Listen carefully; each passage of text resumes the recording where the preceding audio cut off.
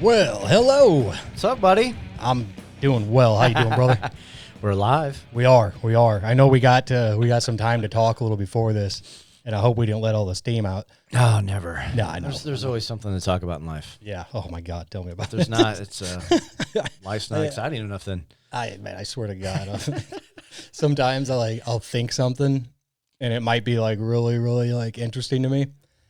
It's probably something, I don't know, cynical or whatever. I guess that's who I am. But you know, what I feel like is that when I say it, everybody's like, "What?" Like, okay, and then that's like, that. Like we just drop it. It's like okay, and we're moving on. Right. And what's wrong with this guy? Only it's all good. Like I just like I think it's funny, man. Like for years I've been trying to get myself to talk.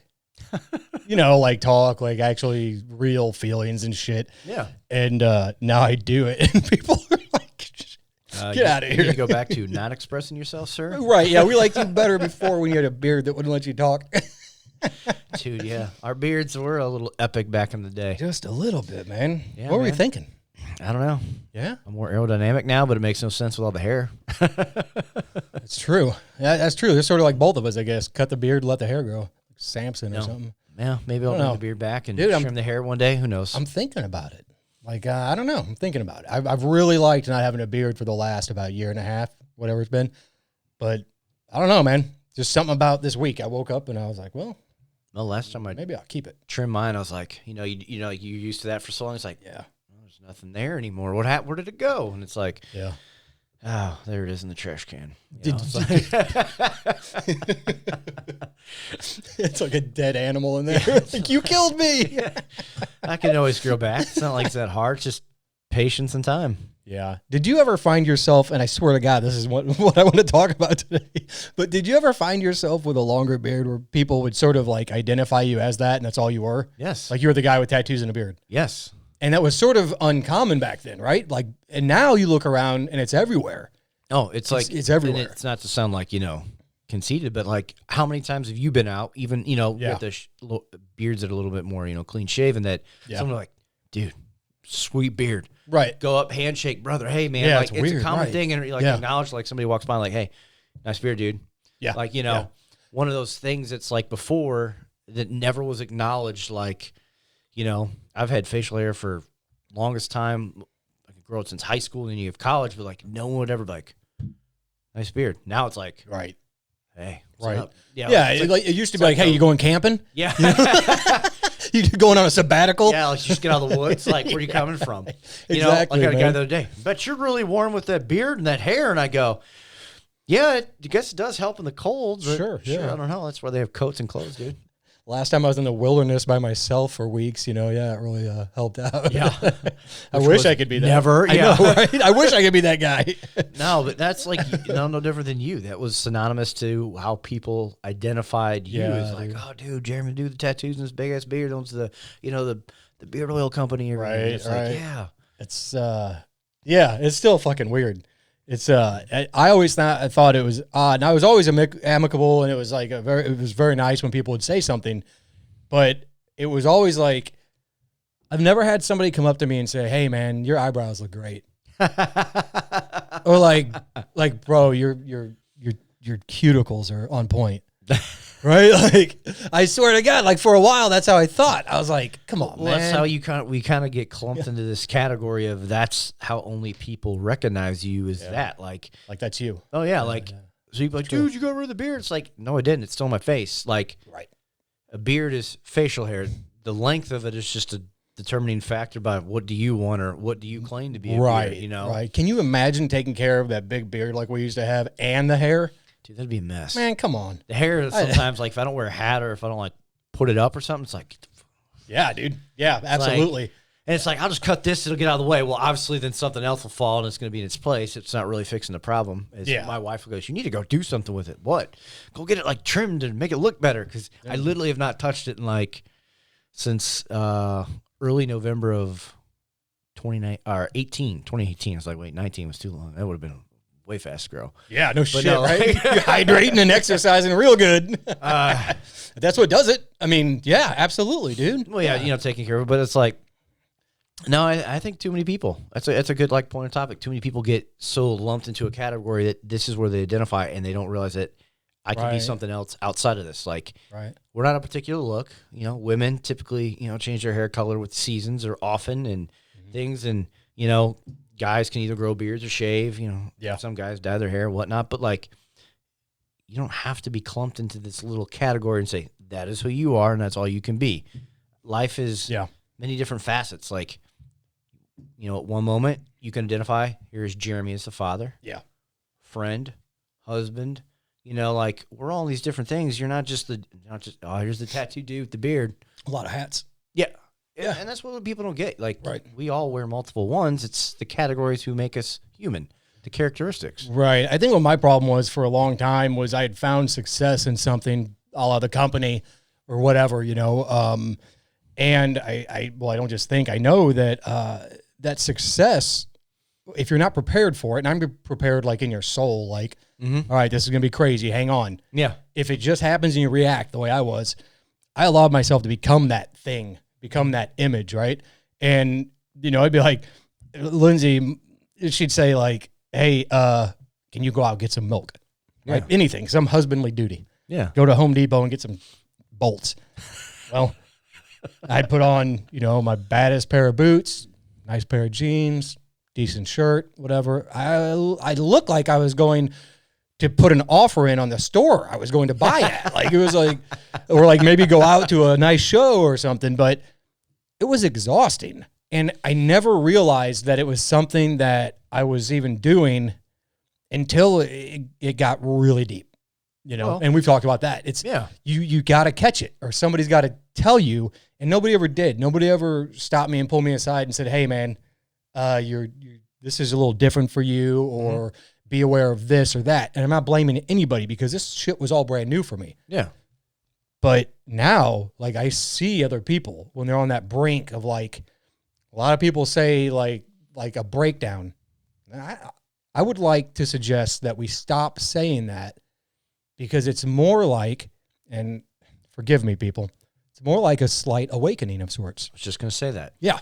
And it's, the whole woke nation and all these woke people, all this stuff. I don't give a shit, because I know what's happened to me and I know what's happened to other people around me. Mm-hmm. And I've seen really horrible people turn like into decent people. And I've seen good people turn into outstanding people. Oh, yeah. So, I mean, I guess what I'm trying to say here is like, good things are happening. Yeah. Sometimes it's hard to look past all the bad things or all the nomenclatures or all the nouns or whatever you are. Yeah. And you've got it a little more difficult than I do, because you go to a 9 to 5 and you're doing your thing and you're grinding and you love it, but it's also somebody else's, right? Yeah. So you might be the guy that does this really well. Well, you probably do a lot of other shit really well too. Yeah. But I think that we allow ourselves to be pigeonholed into these names or whatever. You get clumped to that title and think that that's all. And like, kind of tailing it back to you, when the creation of the brand and doing things, you were, like you said, being dressed a particular way or like being that style. But that was like, that's how I knew you anyway prior, because that's who. But like other people might, true, yeah. But like, to think that you have to be that at all times, like, right. I'm synonymous to being, I will be t-shirt. Like, if I am not at work or going to something, like, I rarely will want jeans. I'll be in shorts, sweats. Like, that's my life. And it's those things you get like lumped into, but it's like, yes, it is almost like when you're either at your lowest point or your weakest point in life, or you're just about ready to give it up all. You just like, boom. Yeah. Some clarity, right? Clarity. Like, and that's like something that I guess like for me, I guess maybe, I don't know, maybe 2018 sometime in that time frame to really try to adjust like overall way I view things, try to become better who I am. I still got my faults, nobody is, but try to internalize like, okay, don't stress on this. Don't freak out on this. Yeah. Keep your cool. Don't be an ass, but it still happens. But to take and process like, man, okay, I've been going about things wrong for a little bit. And then it's just like, yeah, dude. There's something about not viewing life through the same eyes that you viewed them with a few minutes ago, because you know things have changed. Oh man, right? So so that flexibility through the day or through the night, the week, the month, the year is the best thing in the world you can do. Is to be flexible. It's just like they tell you whether you're an operator or a standard Marine, Ranger, Airman, whatever, pararescueman, whatever. If you're not flexible, and I mean flexible second to second, and you can't be mad when the shit didn't go right. Yeah. Because you got another thing to do. Exactly. Right? And like, I think that's a very, very positive and a very, very fulfilling way to live. Absolutely. I think it would be. Yeah. I'm hoping it is, because that's what I'm trying. I got two quotes that come to mind that align perfectly. One's from Alan Watts saying that you are under no obligation to be the same person you were 5 minutes ago. To think about that in 5 minutes that you could literally grow and mature to be a new person. Something else. Because that moment could have clicked. And then the old adage of like being the bamboo. You have to be flexible to blow in the wind. A tall, tall tree, but yet it's one of the strongest woods known to man, but yet in the wind it can move. Yeah. And if it didn't, it would break. No different than being like if you're not able to bend in some form or shape of life, you're so rigid you will break. I think we have a lot of people in this world, and one of my children said this the other day. The word is autopilot. Ah, yeah. Well, you do the same goddamn thing every day. Every Monday's the same. Every Tuesday's the same. No wonder so many people are upset and pissed off at themselves or their spouses or whoever.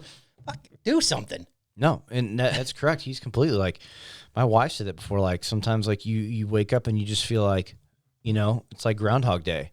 Yeah, you just go through the same things over and over. You're waiting for that change, but in reality, if you constantly are waiting for it, it's probably never going to happen. It's not. It's something that you need to take that step forward and actually take forth the effort to.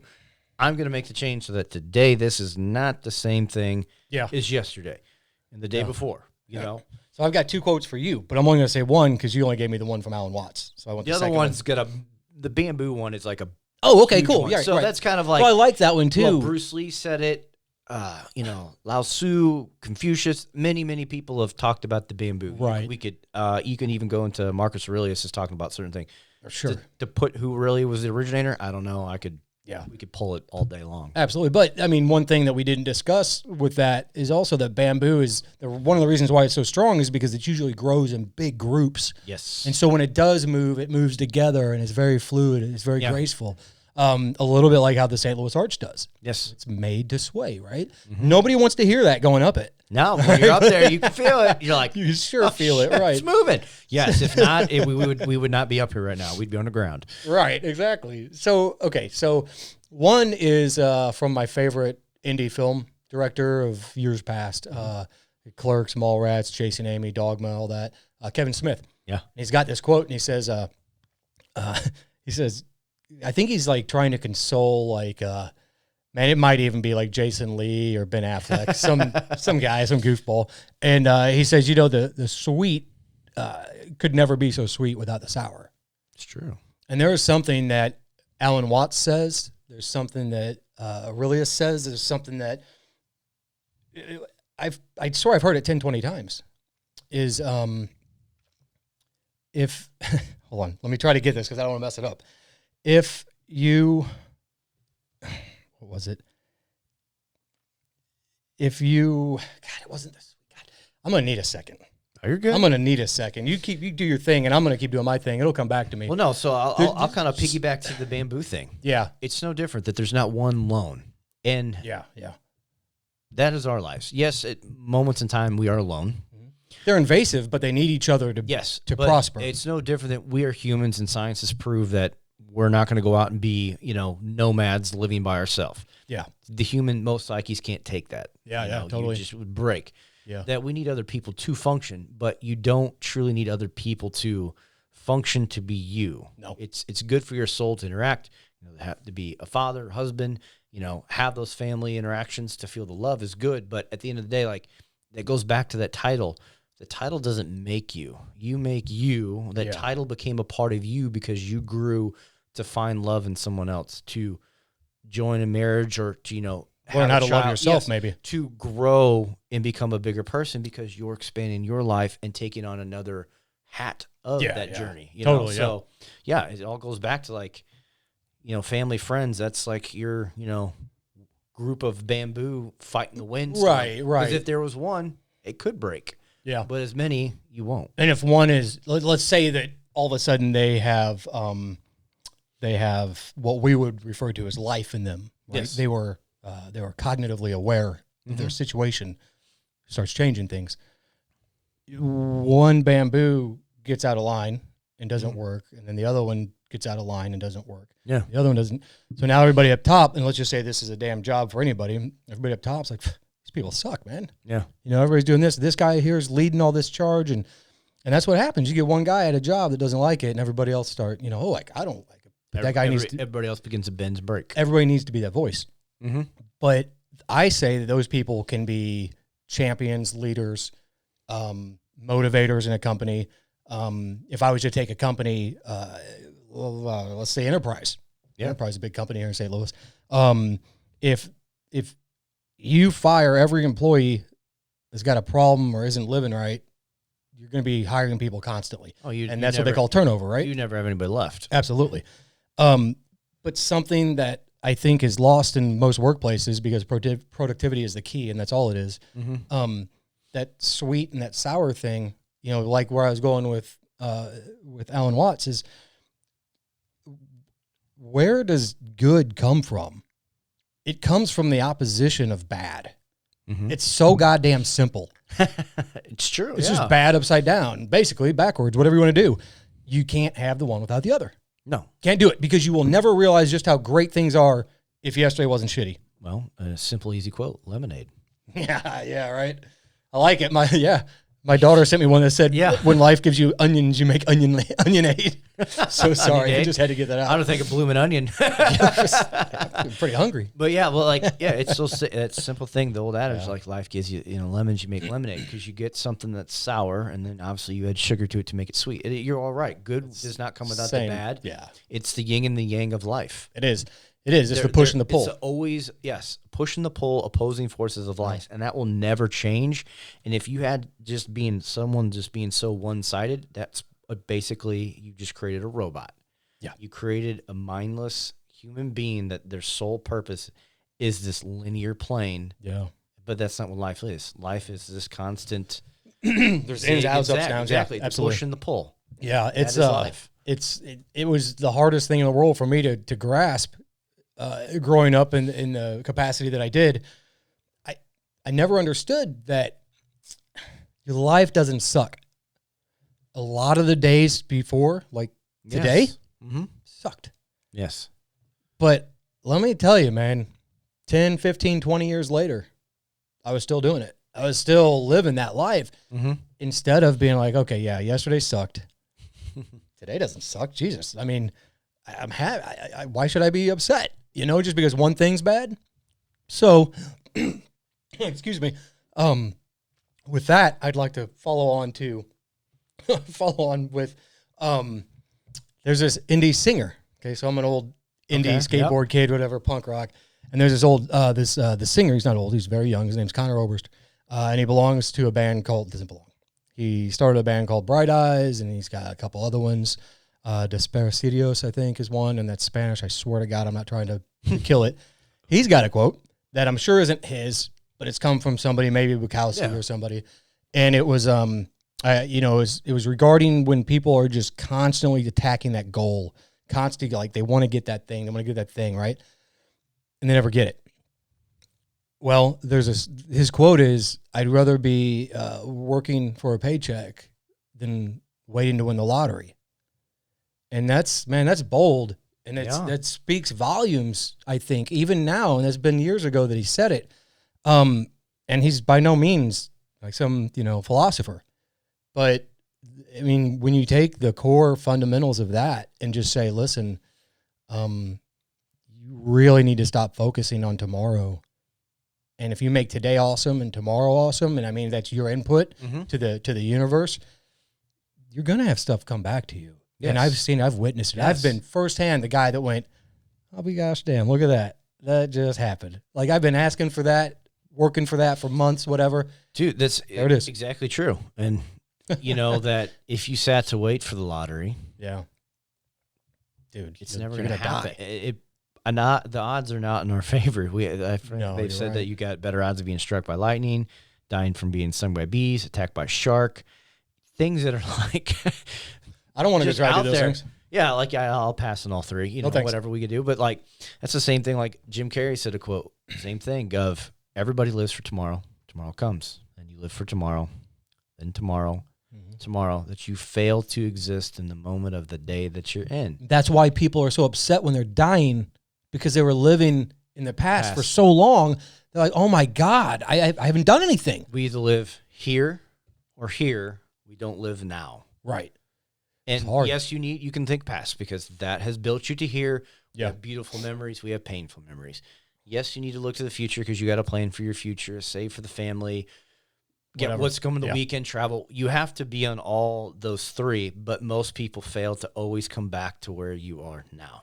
You're right. Mentally, you tend to stay in that place where you are either like mad or like maybe happy, but maybe too happy. Maybe because, again, we need to remember that victories or wins they add up. Yes. Right? And even if you had a massive win today, it still doesn't do anything by itself. Yes. Right? It's just part of it. Absolutely. Yeah. And that goes to, I think, more people, if we looked at our lives as W's and L's, there would be more wins than losses. Oh my God. It's almost embarrassing. Yes. To think about how upset we get at not winning a few things when we've won so much. Yes. To think that, like, if our life was a scoreboard, it'd be like, damn, it'd be impressive to see. Crushing it, yeah. But life is not measured by the goal, the hit, or whatever it may be on a board. And I think a lot of people you need to do, like, that's things that, like, I do when I write in my notebook, or if I do quotes or things, is try to think of, like, what small things are still good in the day. I think a lot of more people should do that. Like, just think if you put, like, 2 things down every day, or 5, or whatever number you want to come up with, that, like, okay, what's good? Woke up. That should be everybody. 1, good. Check. Do you have a significant other, husband, wife, kids? 2, 3. Yeah. Roof. Well, we could go. We could make an endless book all day. I actually have in the notebook I always write in, and I can't remember where I found it from. Where I got it from, but I put in the middle of the notebook. They said, talk about things you're grateful for. And then just go out to the weirdest of things. Don't think what most people think. Like, don't think structured? Because that's how we normally think. Don't think the obvious. And so then I put in the middle of this, just, and put a bubble. I'm grateful. And then I started going off on the things. My life, my wife, my daughter, my family, my friends, a job, I have a house, a car. Yeah. And then I sat there and, like, I got, like, looks like a sun, because I just went around with lines and I kept writing. And I was like, okay. Well, that post, that thing I read says, don't think of the obvious. Okay. And so it took a minute. It literally took a moment to think of, like, because that's where you're going to go. So then I went. You only know what you know. Okay, so then I'm like, I have clean water. I have food. Yeah. I have clothes. I have shoes. Yeah. I have the ability to physically work out. I have a capable mind. I can see. I can hear. I can taste. Touch. I'm thankful for the sun, because, well, none of us. The moon. Yeah. Literally getting into those finite things that you don't think about, that those things that aren't even in our atmosphere and our planet. Right. That's like, oh shit, yes, those didn't exist. We wouldn't be here potentially, unless something that's a matrix or whatever go nuts with. But I literally went out in that branch and went so deep, and it became like a sun to, like, looking like a bursting star. Yeah. And I would encourage people, put, like, I'm grateful in the middle of a piece of paper, circle it, and just branch out. Right, go, and just don't stop. and constantly add to it. And I like have that. added to it, like, oh, I think it's something like, and I look through my list, and it looks like this big star, and it's just like, oh, just constantly add to it. Because if you sit back and you look at that as your scoreboard, like, damn, okay, there is a lot that I actually am grateful for. Do you make a habit, or maybe it's not even a habit, it's just something that you do sometimes?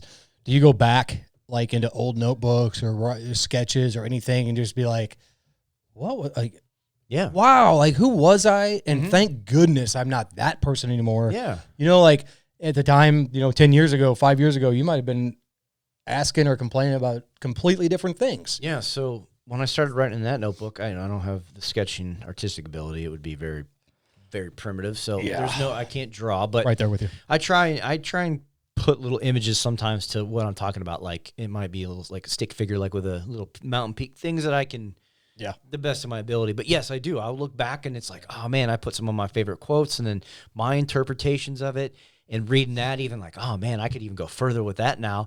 But then putting like those low points in there of like when I was at my worst, one of them, like just remember night, wasn't just drinking, unwinding after a rough day. Remember my wife coming in the kitchen. She goes, "What are you doing?" I'm like, "I'm just writing down." And she goes, "You drinking?" I'm like, "Oh, it's just drinking like a little bit of like bourbon." I was like, "No big, just calm it down." I'm like, "I couldn't sleep." And she goes, "Okay, you good?" I'm like, "Yeah, I'm good." And I just remember I wrote like 2-3 pages of my thoughts, and then like I go back to it. It's just me whining and bitching of that loss of that time. Right.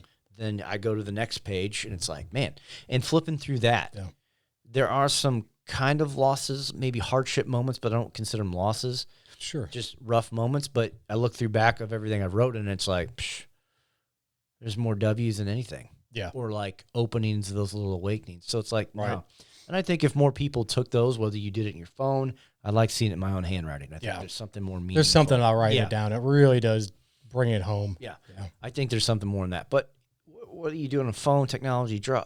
If you can do something to that extent, no, if you don't do it every day, I don't do it every day. I wish I did, but I do it when like the big moment hits. But I think it would help people really see that their life in a different manner of, man, dude, I do got a lot of runs on the board. Yeah. And, all too many times we sabotage ourselves. Oh. I mean, I couldn't tell you how many times I've come home from either a work trip across the world or a drive across the city, and I'm coming home and I'm like, all right, man, I can see my wife, my kids, I'm happy. And as soon as I walk in the door, maybe I see or I hear something that isn't what I expected. Not bad. It's not what I expected. Yeah. And there goes everything. I'm done. See ya. Done. I know a lot of people do it. I've seen friends do it, I just love to be able to get a hold of that. You know? There's so many people I just know that continue to live their lives and think that their wins are the cars they drive or the homes they buy. And those aren't the fucking wins that you're going to give a shit about. No. And without getting, like too somber, like you don't have a lot of time. No. I would reckon most people listening to this are between the ages of 21 and 45 or something, 38, 45, I don't know. No matter what, most of us are halfway there. Yeah, third to a half. Yeah. Potentially. Yeah, potentially. And if you're not, well, good luck, and you better be thankful and you better straighten up. Yeah, and I think that's something that a lot of us don't learn from our parents or grandparents or things like, or, the elders of our lives is like, they don't give us what like when my grandpa was in that final state, literally, and like, do you have any regrets? I think his only thing, sadness is, I'm not going to see you all. But in reality, to wherever he went, he is. Absolutely. Yeah. Absolutely. Yeah. No matter what you think, I don't think it's finite. I don't think it's definitive. I think this is one little thing that we have to accomplish. Yes. It's just one of many. Yeah. One of many. You don't know what's going to happen next, so you might as well be optimistic. Well, and that's part of it's part of the ride and that journey of your path in life to see like another way. We got a scoreboard. If you looked at your life as a map, where have you gone? Yeah. When were you in that horrible valley, maybe fighting a raging river, trying to get back up, and then you're on this peak looking at like, man, life is good. Yeah. Oh, look what I've done. Look at this, and then you're down in the damn valley, and it's like, okay, I got to get back up here. Like that is life daily. Yeah. If not more than daily. Oh, dude, you could do that all day long. I do anyway, Jeff. I do anyway. Yeah. dude, I'm you up know, and down all no, fucking I night, get that all too. day. It doesn't matter who you are. Like, up here. And like you said, it's that one little trigger that just clicks. And it's like, I was here, doom, I'm down here. You know, and it's those little things. So it's just like, Yeah. that's life, though. Yeah. I have a hard time, like if my wife comes home or the kids or I see a friend or somebody, like even if I was up, like all too many times there's something that's gotten me back down. Mm-hmm. And the only thing that will get you back up is you. Yeah. That's it, man. Like nobody else knows what to say or do when I'm down. Nobody. I do. Yeah. I get it because it's the same son of a bitch that tells me to sit down and do nothing is the same one that can tell me to get up. Same thing is we are in control of our emotions. Yeah. You control it.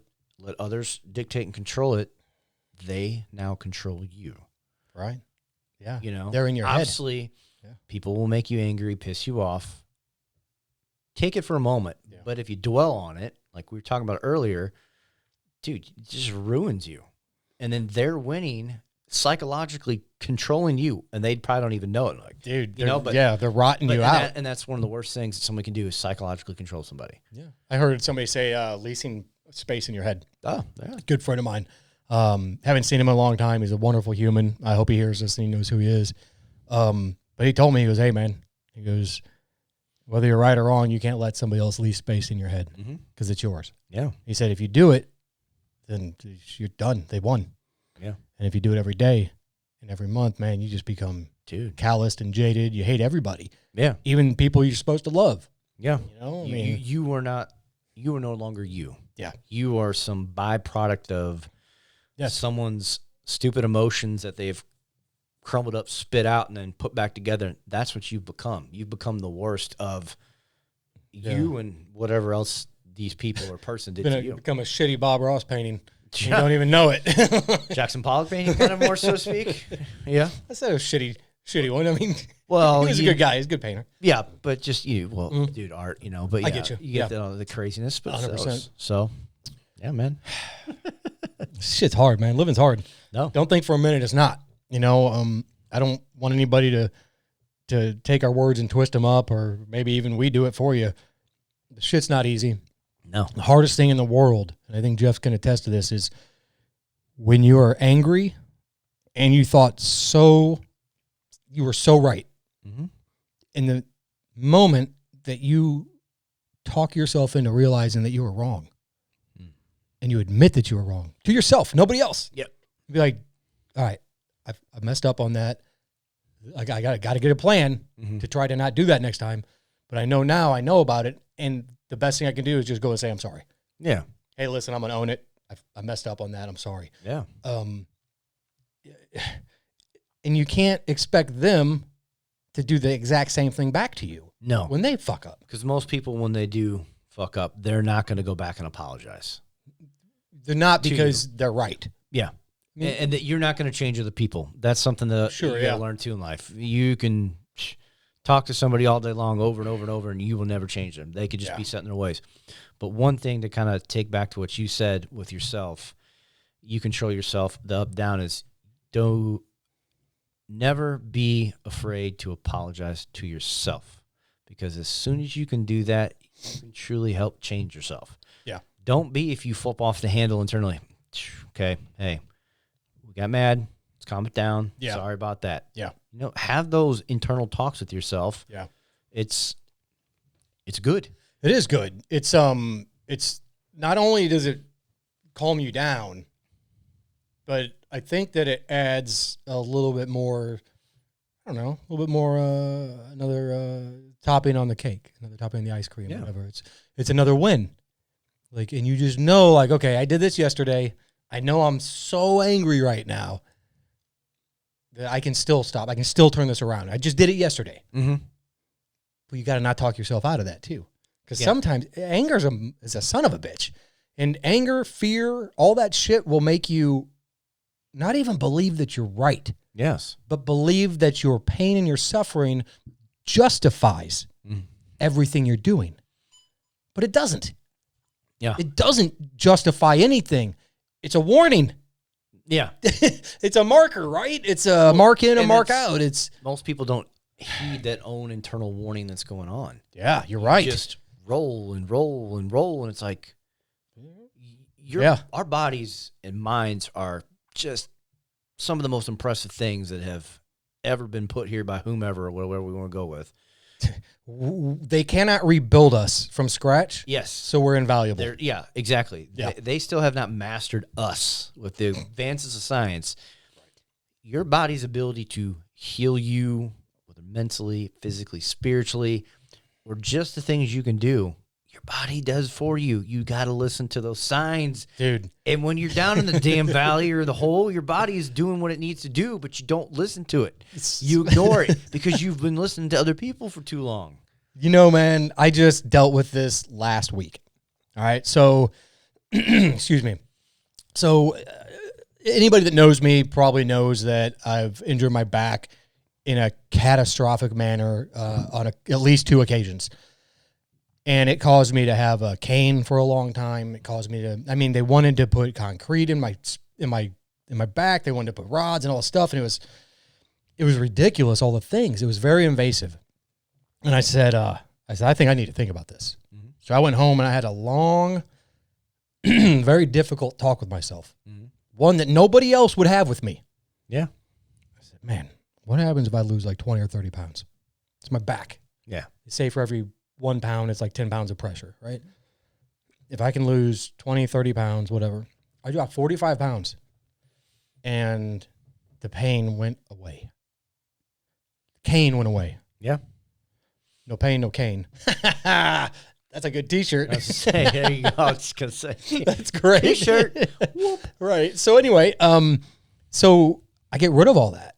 Oh, this is wonderful. Well, now I start to have some other issues going on. Not my back, but stomach and some things. And I catch myself having a soda because I feel like shit. Yeah. I catch myself taking the kids out to Dairy Queen. Yeah. Whatever. Eventually, I catch myself in a lot of pain. Mm-hmm. Where at? My back again. It's inflammation, and that's all it is. It's weight. Okay, weight and inflammation. So let's see. Exercise, diet. Yeah. Duh. We know that. Right? Duh. But especially, right? Yeah. So when you're in the thralls of that, though, and it's that woe is me and oh, man, and blah, blah, blah, you just look like a jackass. Well, to yourself and to, you do. You're acting like an idiot. You know it's wrong. So like you said, we have everything in us to fix us, to be better. Man, we sabotage ourselves again. Oh, I got a quote. It's right in that notebook. It's right, that first page that I put in these notebooks for us and stuff like that. I put my favorite quote in both these notebooks, and it's tattooed on my chest. Yeah. And there's a reason. I'm going to read it. Please do. I won't say it. I'll say it exactly. It's because I always take it. But so it's simple, and pay close attention, everyone, because I promise you this is something you need to hear. Preach, brother. There's nothing outside of yourself that can ever enable you to get better, stronger, richer, quicker, or smarter. Everything is within. Everything exists. Seek nothing outside of yourself. Oof. From Miyamoto Musashi. I have it tattooed over my heart. Yeah. It is one of my favorite quotes. I tell people this all the time. I love it. Yeah. Because it's true. This dude was a phenomenal samurai master, warrior, just impeccable leader. He's got books and things been translated, but that little bit to know that you are fully capable, you first have to help you. Yeah. As the saying has always been told, you can't help someone who doesn't want to help themselves. That's right. Very true. That's right. But look to the things you want in life, seek it within. That is what you're capable of. You first have to bring it out of you before you can ever do anything else with it. Yeah, of course. What happens, though, when you know that somebody else needs to bring it out of themselves and they just continually don't, and you're there and you're watching, maybe not all the time, but you see them and you can see that decline. You can see that failure to yield to the rage and to the pain and the suffering. It hurts to watch that happen. But I was told something whenever I was really sort of coming back to light, if you will. And what they said to me was, this is going to be the hardest thing you've ever dealt with. I said, okay, well, all right, tell me why. Because all of your loved ones will have no idea what you just went through. Mm-hmm. And they will have even more so no idea where you want to go. Yeah. And you can't change that.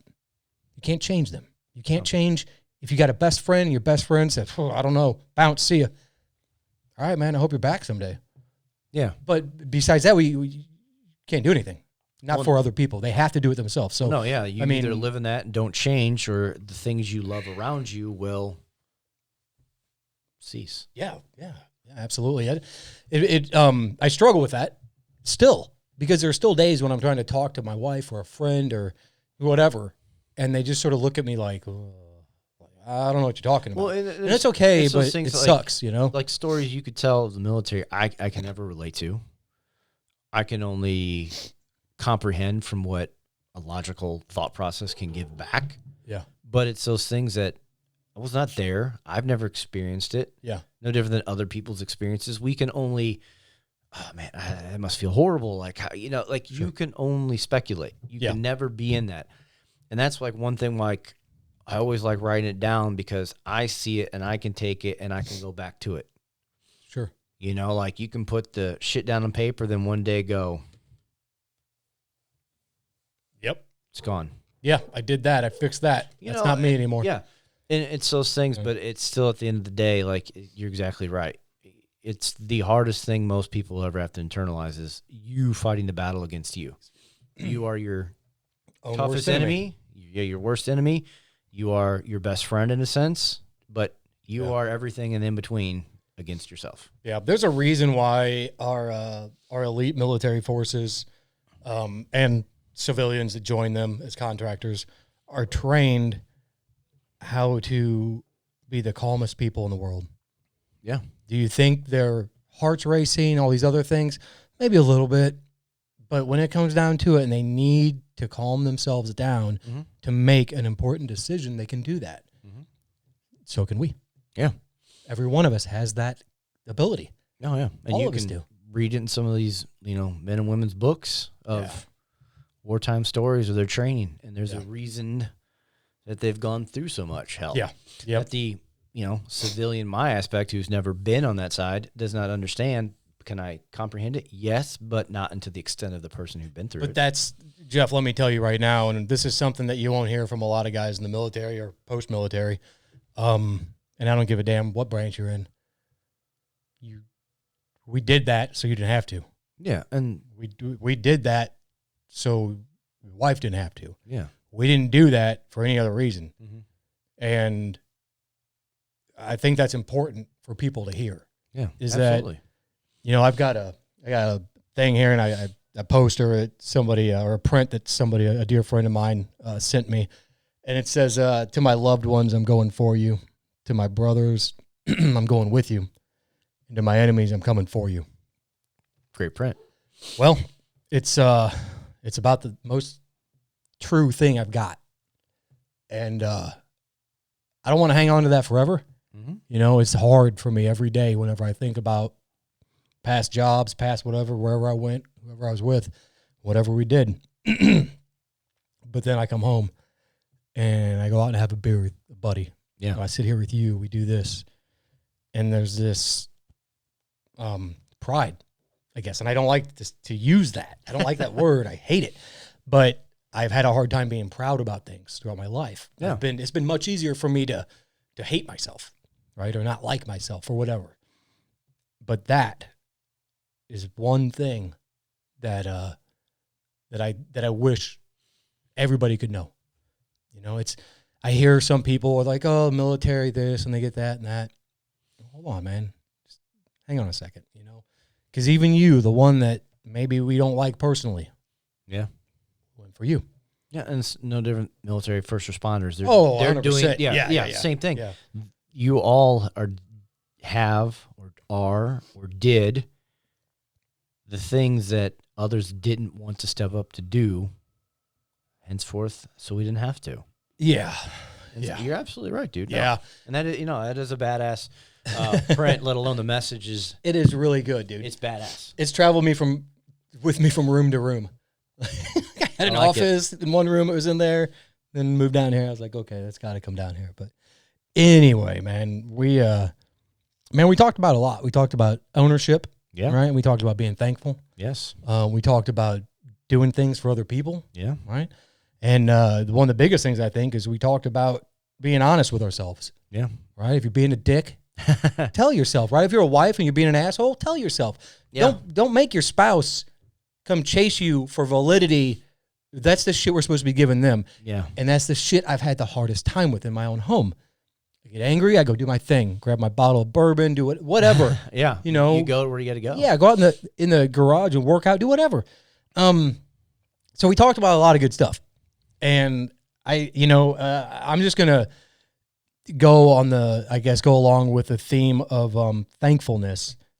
And I'm just going to say thank you, Jeff, and thank everybody that's listening on this episode and or watching, whatever you're doing. Appreciate it, yeah. Yeah, and thank you too, man. It's this is so therapeutic. Yes. And I hope that people realize that, and maybe some folks want to come on and share some bandwidth with us. Yes. We got 2 more spots here and a nice big comfy couch right behind us. So, I would like to extend that out, and maybe we don't get you on tomorrow. Yeah. But we definitely have some folks lined up, and I want to get some people lined up that, maybe we've talked in the past, maybe we haven't. You just got some ideas you want to talk about, because this is the place for you. Absolutely. This is, everybody's watching, whoever it might be, these big podcasts, these big YouTube things. I guarantee you're not going to go sit on there. No. But here, this is one place that if you're in the St. Louis Metro or somewhere else and you got something to say, well, listen. No hate. Yeah. No hate. We're inclusive. We don't screw around with that shit. No. Well, listen. We want to hear it. Yeah. I'd love to have some folks stop in, because I think that we have a lot of people that can help us too. Absolutely. So with that being said, I think, heck, you got anything else to say? No, just thank you. Yeah. Thank you, guys. Simple, man. Absolutely. From Barrel Brands and from, what more could you want? And from Jeff and myself.